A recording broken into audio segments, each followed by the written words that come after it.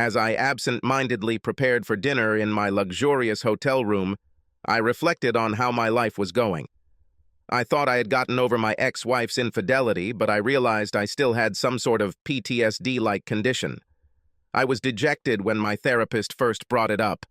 I mean, how is it, after all, that experiencing a spouse's betrayal is in any way similar to what soldiers go through in combat? I wasn't just upset. I was embarrassed. My therapist eventually convinced me that everyone is different and that I had nothing to be ashamed of, at least not very much.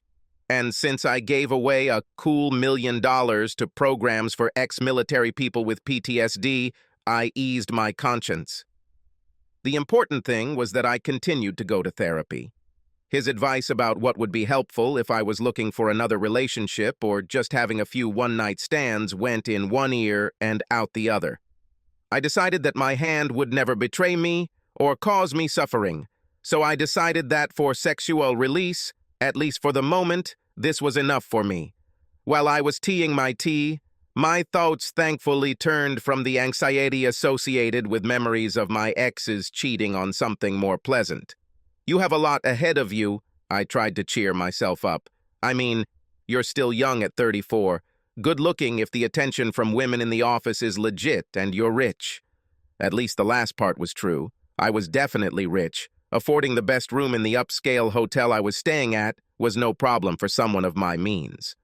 Although I was born with a silver spoon in my mouth, I became successful myself and grew the company my grandfather founded 100-fold and added other successful companies to it. Then why can't I turn my business acumen into a successful relationship with a woman? Flashed through my head, and I began to feel bad again. Why do I get nervous around all women when I'm in society? Has cheating on my ex made me fearful? Luckily, just at that moment, the doorbell rang. Yes, my hotel room was so luxurious that it had a doorbell. This brought me out of the state of re-emerging malaise. I looked at my watch. Chris is just in time, I said to myself as I walked from my bedroom, through the large, ornate hallway, to my door. One of the few things that brought me joy after my divorce from my cheating ex was giving money to worthwhile charities, such as the ones mentioned above that treat PTSD and ex-military people. My staff set up a meeting in Seattle with the outreach director for a charity called Escort to Success. This is a local charity that has actually had success in moving homeless women out of poverty and into the workforce. Unfortunately, due to my phone being out of order for some unknown reason the previous day, I did not receive an email from my staff with information about Chris and the charity, but this was not a big problem as I could easily get everything necessary at dinner and at the charity office the next day. When I opened the door, I was surprised to see a striking woman standing there. I had assumed that Chris was the man, not Christina. She appeared to be about 30 years old, probably 5 feet 8 inches tall, clearly over 6 feet tall in her heels, and was stylishly dressed with a very nice figure, including large breasts. "Hello, are you Brad?" she asked in a hoarse voice. "Brett," I corrected her with a smile. "Brett Connor," I continued, shaking her hand. She seemed a little taken aback by my offer of a hand to shake, but accepted it. She had a strong but soft grip. "I believe you are from Escort to Success," I smiled. Although she was a little taken aback, she answered, "Yes." "Come in," I said, opening the door all the way and moving out of the way. Chris seemed impressed by how richly furnished my room was. She made a number of pleasant comments, some of them indicating that she understood art, and maybe even loved it. I brought her a drink. She wanted a vodka martini, while we talked about the environment. I even asked her if she wanted to take a little tour and check out the view from the bedroom, which had a truly breathtaking view of the city. She oohed and awed accordingly and, standing in the bedroom, began to remove her shawl, made of Kashmiri fabric. "Don't take off your pashmina," I smiled. "We will discuss business in the restaurant, not here. Let's finish our drinks and go." I saw a puzzled expression on her face, but she accepted the program. We finished our drinks in the waiting room, then walked out, got into the elevator, and went down to the lobby. I hope you don't mind a farm-to-table restaurant, I said as we drove down. I'm tired of both steakhouses and new cuisine, I said. Whatever, she replied. As we walked toward the front door together, she almost seemed to expect me to take her hand, which surprised me a little. In Chicago, business partners usually have no skin-to-skin contact, I thought to myself. Maybe things are different in Seattle. As we approached the front door, I asked the doorman if our limousine had arrived. He smiled and waved his hand toward a limousine parked a few cars away in the driveway, and it pulled up. He opened the door for Chris and me, and I handed him a 20, for which he thanked me profusely. After my divorce, I began to tip very generously. As we drove to the restaurant, Chris and I talked about the weather, Seattle politics, local sports teams, and just about everything. Chris seemed very impressed with the limo and even accepted the offer of a drink from the small bar in the car. When we arrived at the restaurant, the driver opened the door for us. His eyes seemed to widen when he saw Chris's slender legs stepping out of the car. I asked him to pick us up in 2 hours, to which he bowed his cap. As I asked, we got the best table in the room, which made me smile as I gave the headwaiter $50, which Chris noticed and made her eyes widen. After we chatted about general things, including art, which Chris seemed particularly knowledgeable about, given her current comments about the paintings in the restaurant and her previous comments about the paintings in my hotel room. We ordered appetizers and wine, and when they brought snacks, we ordered dinner. The dish I chose turned out to be the most expensive on the menu. I had no intention of ordering it, I just thought it was the most pleasant. When Chris asked what I would have and I told her, she asked if she could order the same, and I replied, certainly. She smiled, and I ordered for both of us. While we were eating snacks and drinking wine, I asked her, "How long have you been working at Escort to Success?"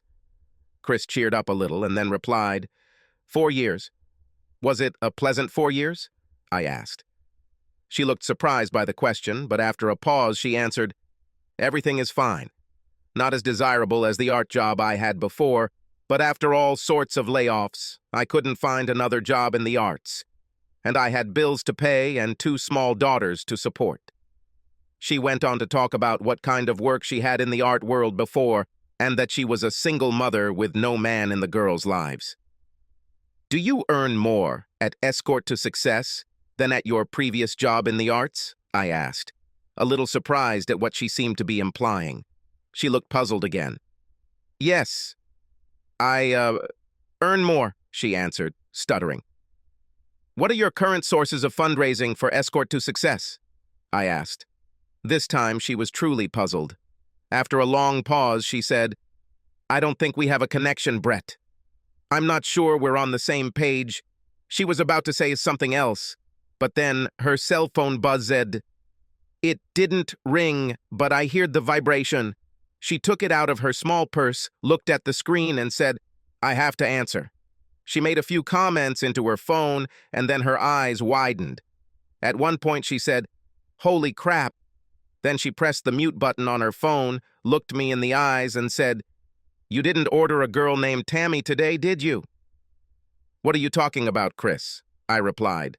I realized that this was the first time I had actually called her Chris. My name is Tammy, not Chris, she said, first seriously, and then with a grin. Look, Brett, I don't work for a charity. I work in an escort service. I was supposed to meet a guy named Brad at your hotel, room 2901. What?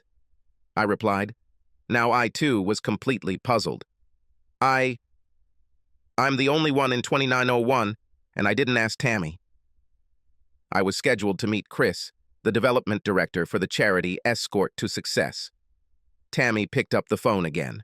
Having said a few words to him, she laughed. 1901, not 2901. Damn it. My handwriting is terrible. It's late. Then she looked at me. Despite the confusion, do you mind if I stay for dinner? After a pause, I smiled. No problem. I just need to use your phone when you're done, since I need to make a call myself. She nodded her head. Yes, returned to her phone and said, I'll call you tomorrow, B, and interrupted the conversation. Laughing, she handed the phone to me. I laughed to myself.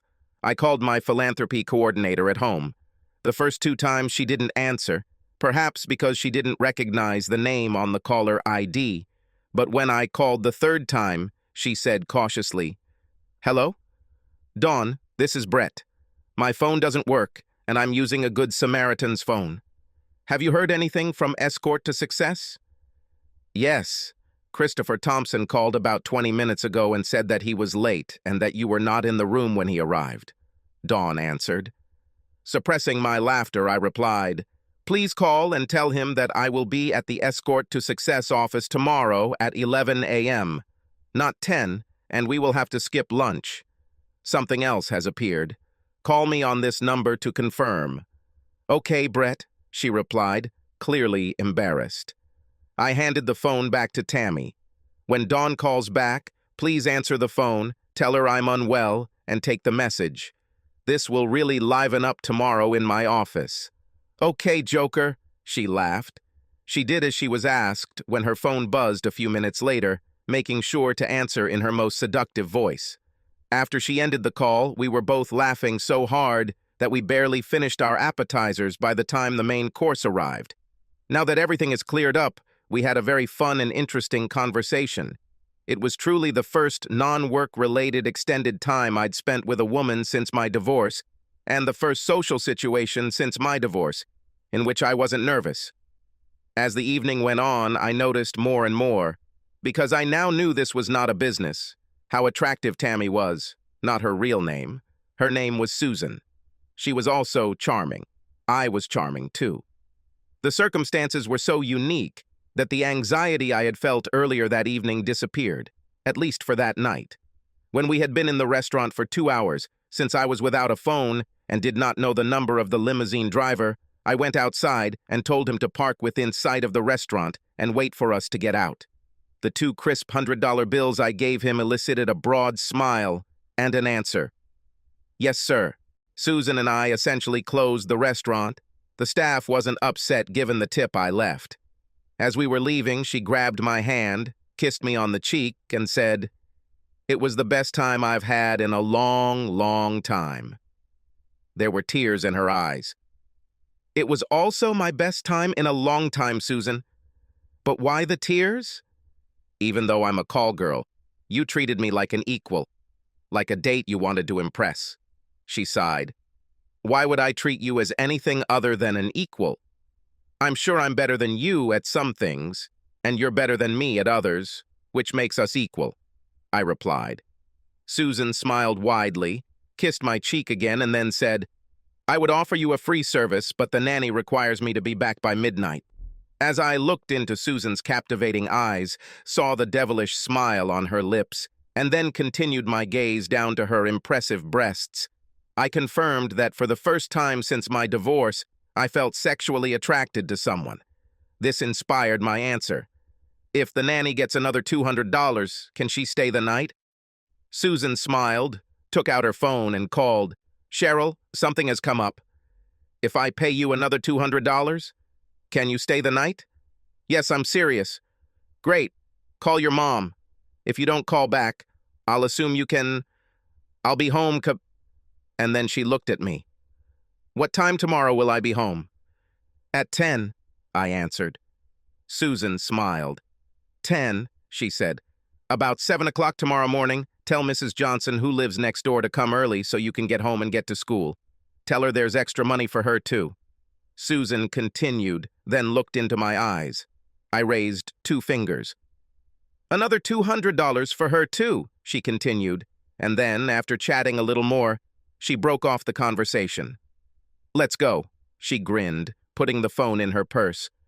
"I haven't provided free services for many years, but I can't wait to please you. My rules." I smiled devilishly. "I'm taking my time with you, and I intend to do everything possible so that you never forget this night." On the way back to the hotel, we took off in the limousine. The driver was happy with another $100 bill I gave him. When we got to my room, we undressed in the hallway in record time, and I carried her to the 4-post bed in the bedroom. The 3 rounds I had from midnight to 8 the next morning left me more serene than any other sexual experience I've ever had in my life, including my ex-wife, who I actually once loved. Not only was Susan a goddess when it came to her looks, but she did things to me that I never thought were possible. Despite the fatigue, because we slept very little, the next morning we were both cheerful. We ordered breakfast to our room and showered together before it arrived. The wide-eyed waitress was delighted by the $20 in cash I gave her. In the morning light, Susan, wet-haired and without makeup, looked even better than the night before. We laughed and kissed and touched each other between bites of breakfast. As soon as we got dressed to get her to the apartment by 10 a.m., I saw the light. "Susan, is there any hope for a real relationship with you?" I asked, seriously. At first, I think Susan thought I was pulling her chain, but as we rode in the limousine to her house, she realized that I was serious. "Why would you ask this question to a call girl who is 4 years older than you and who has 6- and 7-year-old daughters? I mean, I know I'm great in bed, but be serious, dude." "Listen," I replied, "in the 14 hours we were together, I learned more about you than most people do in months, and I really like what I learned. I only care about the future, not the past, and you made me feel more alive than I ever have in my life, even after making billions of dollars in business deals." She looked at me strangely. "I have a plan. I haven't thought about it for long, but enough to complete the first part. How much are your expenses per month?" Susan was stunned, but not so stunned that she couldn't respond. "About $6,500. Okay, how about we take a month's sabbatical? I'll write you a check for $13,000 right now, which is double your expenses. During this month, I will meet your children, we will date, you can visit me in Chicago, and we will see if we are right for each other.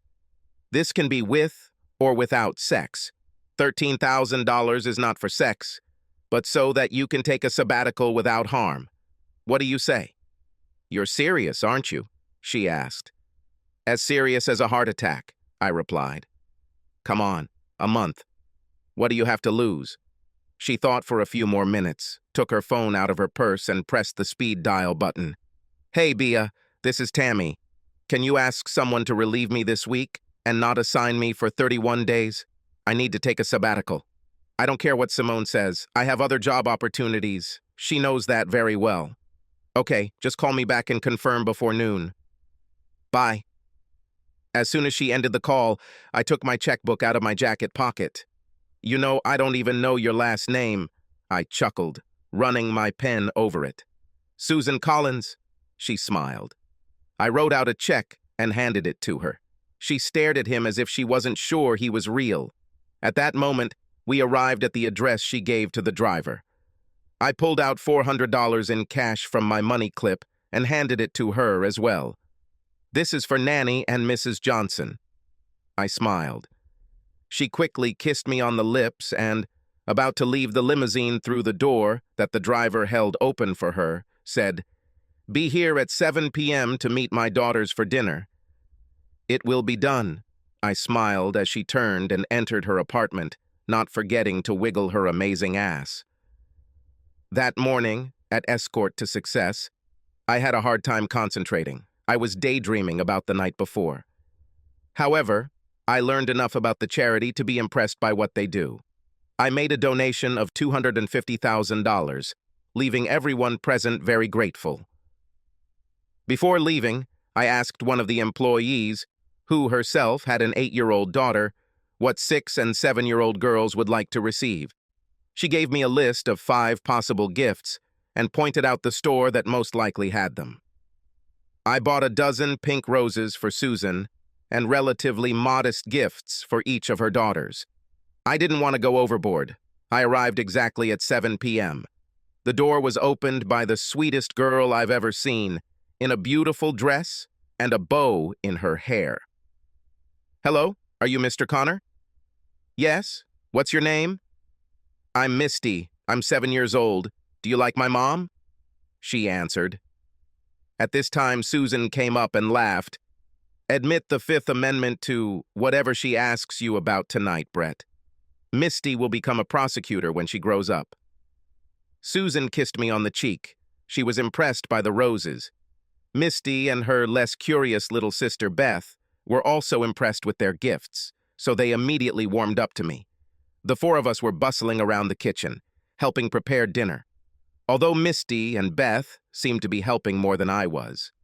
By the time we sat down to eat around 7:45, I already felt like I had known them for a very long time. The dinner conversation was interesting. Misty asked questions like a prosecutor and made awkward, to Susan, remarks that only a little girl could make.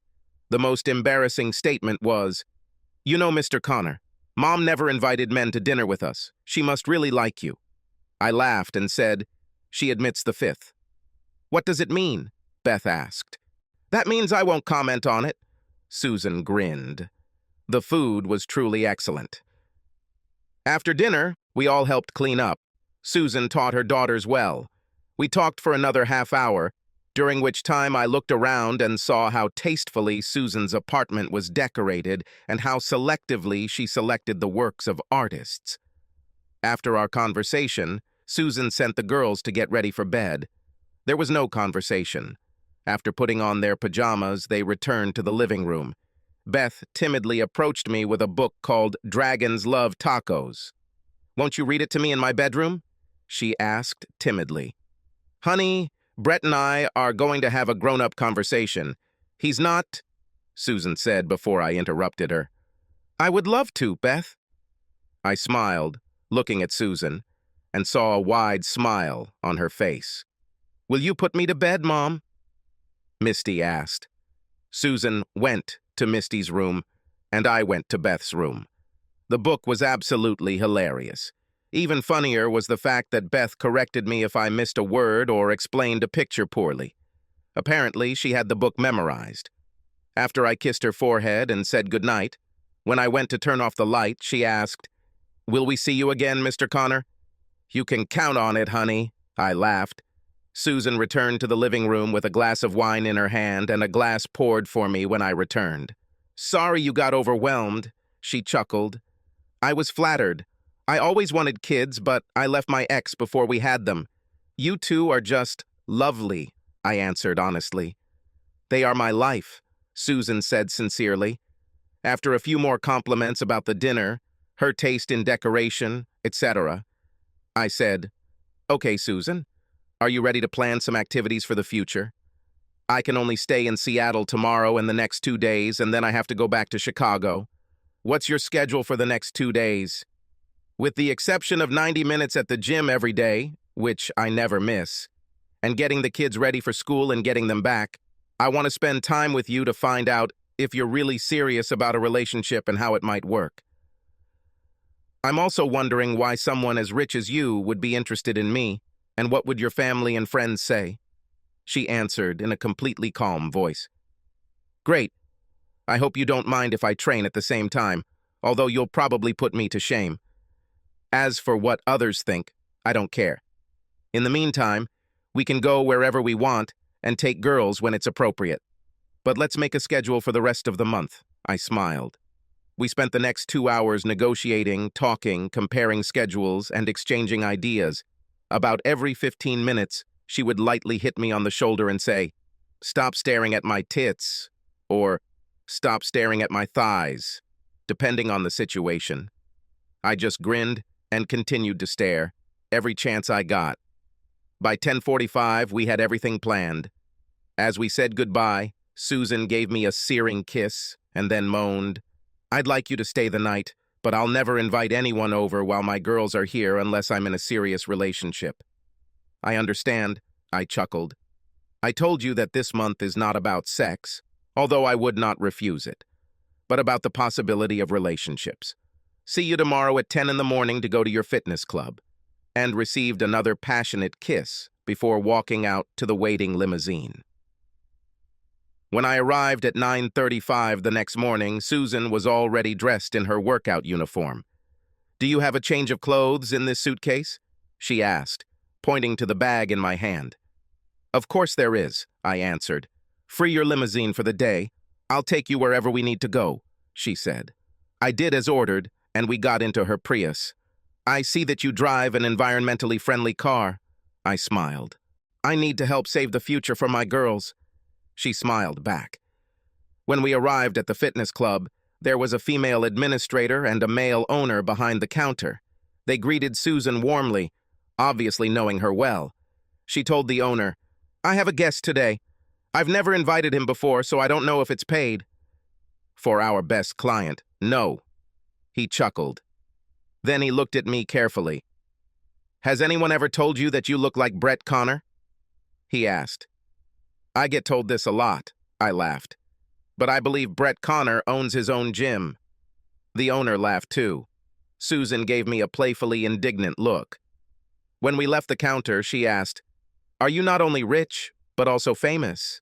"I may be a little famous among environmentally conscious people because my largest company is the first in the world that has no negative impact on the environment, and I was recently written about in the Wall Street Journal and the New Yorker magazine," I smiled. "But I thought you told me last night that you got here on a private jet. Is that eco-friendly?"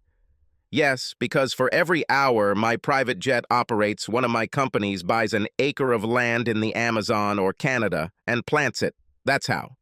Susan smiled widely, kissed me quickly on the cheek, and then said, "Let's get down to business." Over the next 90 minutes, I learned several things. First of all, Susan is a workout fanatic. She had the most intense workouts I've ever seen. Not surprisingly, genetics aside, her body was perfect. Not an ounce of excess flesh and lots of sculpted muscles. Her body was similar to Elizabeth Hurley's. Secondly, when she worked up a sweat in her workout clothes, she could make anyone go crazy just by looking at her. Third, I wasn't the only guy who thought she was the epitome of sexy. Every man there was either staring at her or trying to talk to her. She politely refused all conversations, saying, "Sorry, but I have to finish training and then go to work, so I can't chat." And then she simply ignored them. Although I couldn't match her intensity, I was on a roll when we finished. As we started walking to her car, I asked, "Aren't we going to take a shower here?" "No, we can't have sex in the shower here." She smiled. We actually had sex in the shower at her apartment. For some reason, my fatigue just disappeared when we stepped into her large shower stall together, especially when she leaned over. No wonder it was the best sex of my life. Later that day, we went to get tested for sexually transmitted diseases and visited classic Seattle spots. During a pause in our activities, Susan stopped in the park and said, "I have serious information for you." "Okay," I smiled. "There are two things that I wasn't open with you about during our conversation the evening of our meeting and one that we haven't discussed yet." She sighed, clearly a little nervous. "Okay," I replied. "And which ones?" "First of all, I hate being a call girl. It's not even good, as I said when you asked the question about how I like it. I only do this out of necessity," she replied, looking from me to the floor of her car. "No wonder," I replied. "What else?" I lied and kept silent about the second one. I lost my job in the art industry because I was arrested for stealing 2 pieces of art from the gallery where I worked. I wasn't the one who stole them, but I got fired and it cost me all my savings, and even went into debt to pay a lawyer to prove my innocence. However, even when the charges were dropped, I was not rehired, and there was a black cloud hanging over my head, so I was unable to find a job in the field that I loved and knew. My bills, coupled with not having a job for several months, had left me in such a dire financial situation that I was worried about how to properly care for my girls. I realized that the only way to get out of debt and properly support my girls was to become a call girl. "What haven't we discussed?" I asked calmly. "The girl's father is my ex-husband. He was my ex and died when the girls were 2 and 3, just before I lost my job. He was very bad with money. He left almost nothing to the girls, and he only had a $5,000 life insurance policy." "Who gets a $5,000 policy?" "Either way, they don't remember him and don't have any male influence in their lives," she said. She looked again between my eyes and the floor. When I didn't answer right away, she continued, "So, if you want to return your check and withdraw your offer, I will readily agree." I thought for a minute or two, then answered, "I really don't want my check returned. I want to continue working as before. If you don't mind, I'll check your background. But unless you turn out to be an axe murderer, I doubt my decision will change." "Agreed?" I smiled, holding out my hand. "Deal." she grinned, and then pushed my hand away and kissed me on the lips. Shortly after this, we picked the girls up from school and had a lovely evening. The next day, I ordered an expedited background check. When it arrived a week later, there was nothing in it that would make me change my mind. Her problem with the law was exactly the same as she described, only apparently unknown to her, because it was dealt with without fanfare. The identity of the man who stole the art objects she was accused of stealing was established. He fled the country. When I told her about this, she was very happy, although she was angry that none of her former employers told her about it. The next 2 days and nights, Friday and Saturday, were very interesting in Seattle. I was able to do business for a few hours a day using my new phone, but I spent most of my time with Susan and her adorable daughters.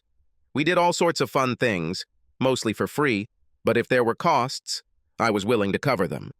Little Beth seemed very attached to me and insisted on holding my hand when we walked together.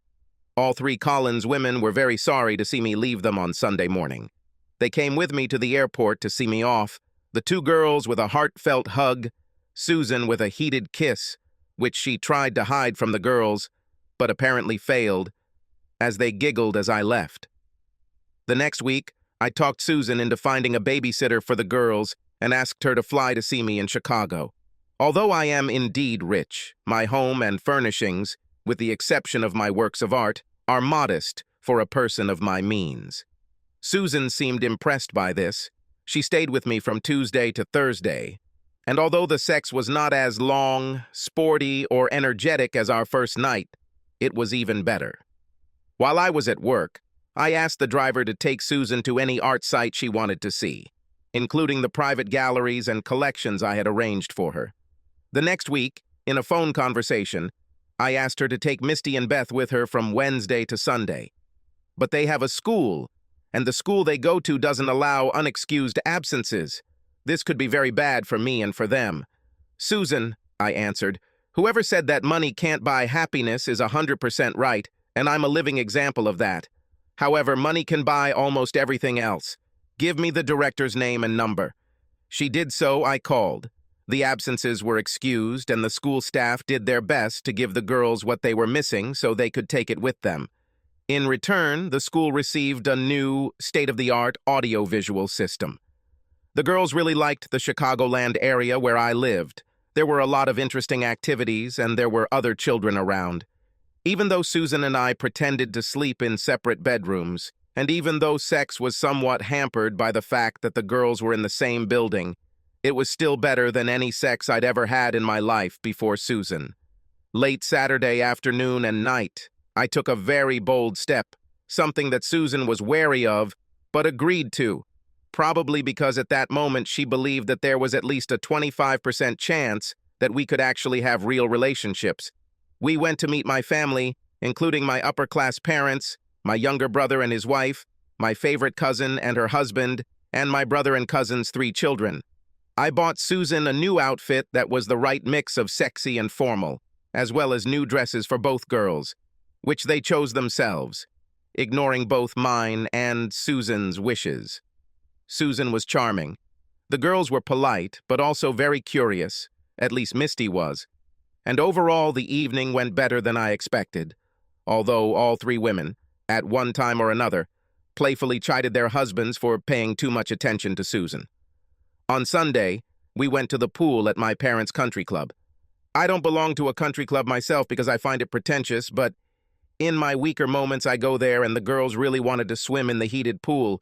Susan was dressed in a conservative one-piece suit, which I was very grateful for, because otherwise she would have given at least a couple of heart attacks to older men. We were having a good time until trouble happened. My ex-wife, Carrie, showed up with her upper-class parents.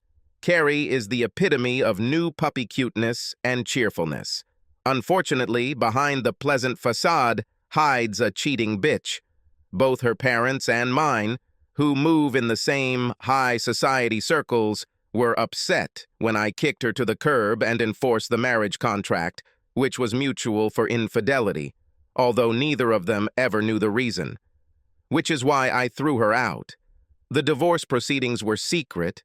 Carrie didn't tell anyone why I was divorcing her, and I didn't see any reason for it either. I simply refused to talk about it with anyone. I simply put off the conversation saying, "Ask Carrie." She left the marriage with only $100,000 of my money. Adding to the stress of the divorce, I had recently heard from friends, and even from my own father, that Carrie was making noise about wanting to meet and talk to me. I ignored all other people's comments about this possibility. Today, however, I was even more upset to notice that my parents were warmly greeting Carrie. I tried to keep an eye on Carrie so that I could run away if she approached the side of the pool where I was. However, Misty and Beth insisted that I watch them swim and asked me to place objects on the bottom of the shallow water for them to dive for, while Susan made circles. After my activities with the kids, they reunited with Mom and went to the diner for lunch. I returned to my sun lounger in the shade only to be ambushed by Carrie. "Hey, Brett!" she exclaimed joyfully, jumping out of her hiding place. "What do you need, Carrie?" I asked monotonously, without facial expression. "Don't be like that, Brett." "I told you that I'm sorry," she began to say. "Oh, really? When exactly was this?" I snapped. "In all the letters that I wrote to you, of course, since you did not answer my phone calls. My lawyer said that she handed them over to you personally," she sighed. "I didn't read them, but I recycled them so as not to pollute the landfill," I replied sarcastically. She didn't understand what I said. After another one-sided conversation, Carrie began to speak. "You know, you made this a much bigger problem than it really was." As Susan and the girls walked towards me, each girl with an ice cream cone in her hands and Susan with 2 umbrellas, I interrupted Carrie by saying, "Susan, I'm glad you're here. I want you to meet someone who is just leaving, my ex-wife Carrie." "Is this your new girlfriend?" Carrie gasped as she got a good look at Susan, who, even in a one-piece, was the sexiest woman in the pool, or anywhere else as far as I knew. "No, my bride," I grinned. Carrie burst into tears and left. Susan handed me my drink with an umbrella. She knew I didn't like umbrellas in my drinks and was doing it to tease me, and then sat down next to me. There was stony silence for about a minute, and then she turned to me and said monotonously, "I don't remember you asking me to marry you or accepting a marriage proposal, and I don't remember you giving me a ring." Susan, listen," I stuttered nervously.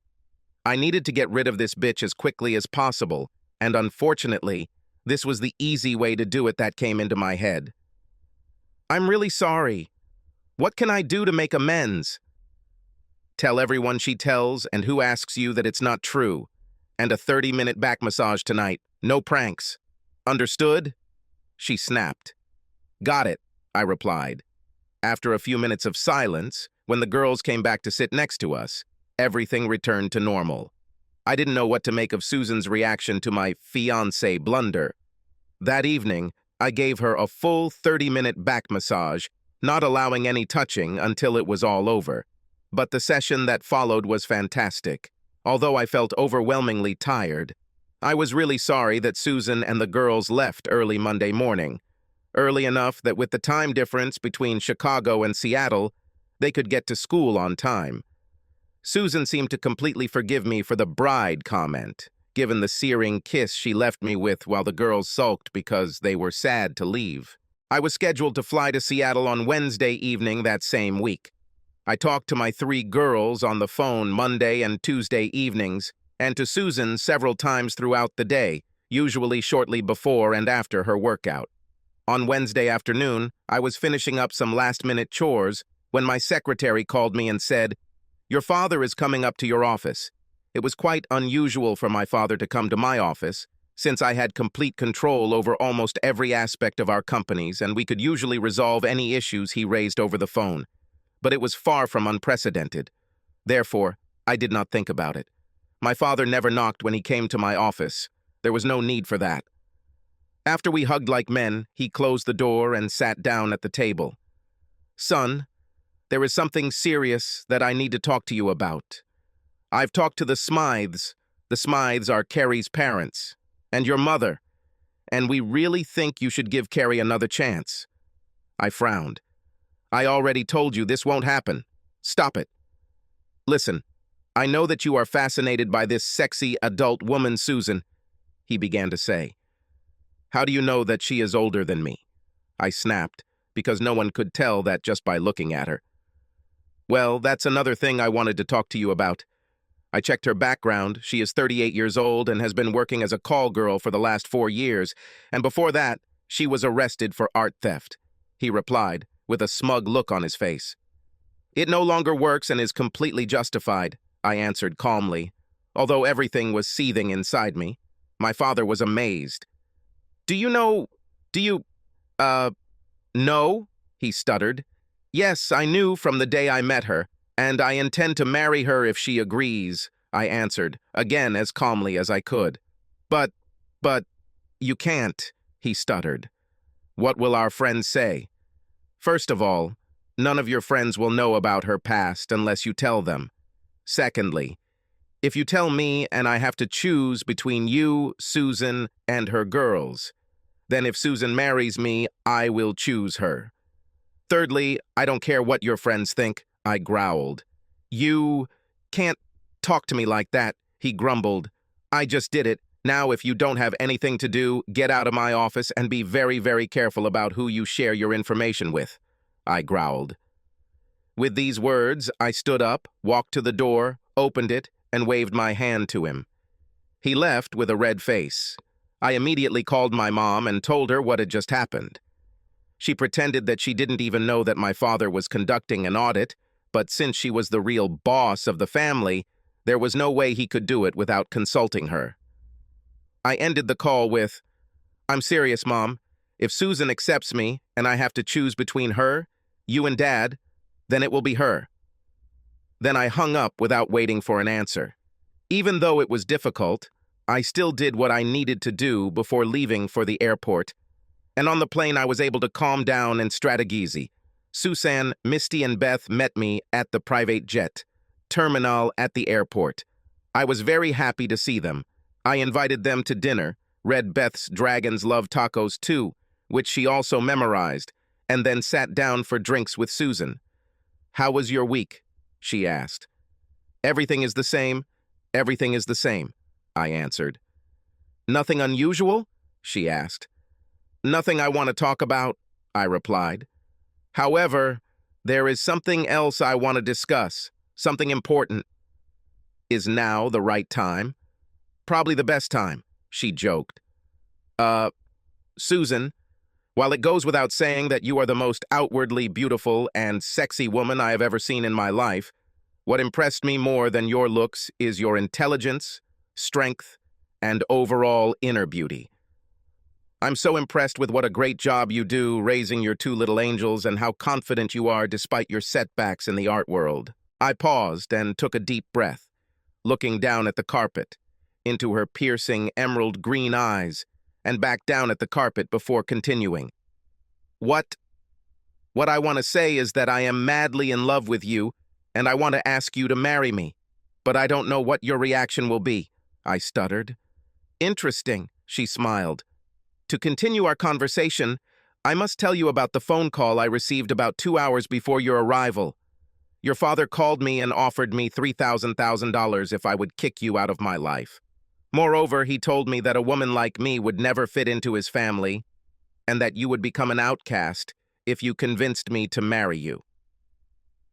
How does this impact our discussion? She said calmly, then took a sip of wine. Everything was boiling inside me. I had never been so angry in my life, not even when I first found out about Carrie's infidelity, but I calmed myself down. I can understand how $3 million tax-free might appeal to you. It's a way to ensure your daughter's economic future. However, I don't think you are driven by money. I think you earn what you can, however you can, to survive and raise your girls right, but I don't care about this suggestion. I swallowed and then continued. As for my parents cutting me out of their lives, if they do, it will be their loss. I never told you that I'm infinitely tougher than the rest of my family put together, except for the romance, which is why, at 22, I took over the little company that my grandfather built and that my father broke up, so she became much smaller and made it one of the largest and most profitable companies in the world. while at the same time treating employees and the environment fairly. I swallowed again. So, I want to say that what my father told you has absolutely nothing to do with what I want our relationship to be. How would my marriage proposal be received? Damn it, she snapped. If you're so cool in other ways, then it's time to become cool in romantic relationships. You'll never know what my answer will be unless you ask. After a long pause, I stood up and said, "1 second."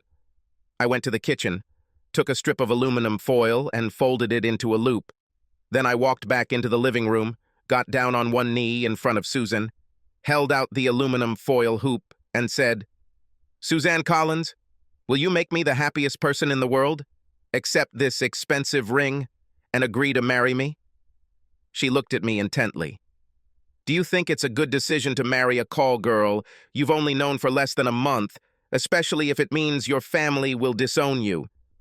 If you agree to marry me, no one in my presence, including you, will ever use the phrase call girl again. And yes, I think that's a good decision because I'll get an instant family of 3 women whom I love," I answered. "What if I married you just because you're good in bed and my girls love you?"